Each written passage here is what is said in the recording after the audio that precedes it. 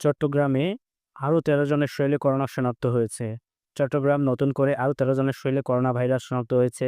স্থানীয় স্বাস্থ্য বিভাগ সূত্রে জানা যায়, এই রোগীদের শরীরে নমুনা পরীক্ষায় COVID-19 পজিটিভ ধরা পড়েছে।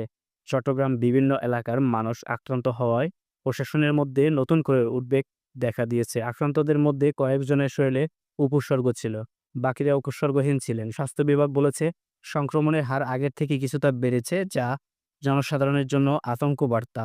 আমরা চাই সবাই মাস্ক এবং সামাজিক দূরত্ব বজায় রেখে চলাচল করুক এবং সবাই আইন শৃঙ্খলার প্রতি বিশ্বাস রাখুক। আক্রান্তদের মধ্যে কয়েকজনের শরীরে উপসর্গ ছিল, বাকিরা উপসর্গহীন ছিলেন। স্বাস্থ্য বিভাগ বলেছে, সংক্রমণের হার আগের তুলনায় কিছুটা বেড়েছে, যা জনসাধারণের জন্য সতর্কবার্তা। করোনা প্রতিরোধে মাস্ক ব্যবহার, সামাজিক দূরত্ব বজায় রাখা এবং নিয়মিত হাত ধোয়া প্রতি গুরুত্ব আরোপ করেছে কর্তৃপক্ষ। আক্রান্তদের আইসোলেশনে রেখে চিকিৎসা দেওয়া হচ্ছে এবং স্পর্শের আসা ব্যক্তিদের খুঁজে নমুনা সংগ্রহ ও পরীক্ষা কার্যক্রম চলমান রয়েছে। চট্টগ্রাম প্রতিনিধি। মিরসরাই বসতঘর থেকে যুবকের হাত পা রক্তাক্ত লাশ উদ্ধার।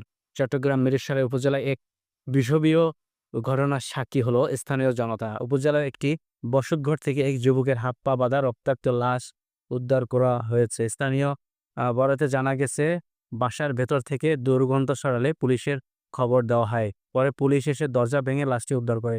নিহতদের নাম পরিচয় প্রাথমিকভাবে জানা না গেলেও ধারণা করা হচ্ছে তারা তদন্ত করে এটি প্রতিবেদন জমা দিবেন এবং সেই সাথে তাকে চট্টগ্রাম মেডিকেল কলেজে নিয়ে যাওয়ার জন্য মিরসরাই থানা পুলিশ জানিয়েছে, লাশের পাশে রক্তাক্ত দাগ ও আসবাবপত্র এলোমেলো ছিল।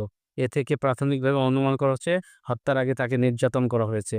পুলিশ ঘটনাস্থলে পরিদর্শন করেছে এবং মৃতদেহ ময়নাতদন্তের জন্য চট্টগ্রাম মেডিকেল কলেজ হাসপাতালে মর্গে পাঠানো হয়েছে। এ ঘটনার এলাকায় চরম আতঙ্ক বিরাজ করছে। তদন্ত করে হত্যাকাণ্ডের প্রকৃত কারণ ও জড়িতদের খুঁজে বের করার আশ্বাস দিয়েছে প্রশাসন।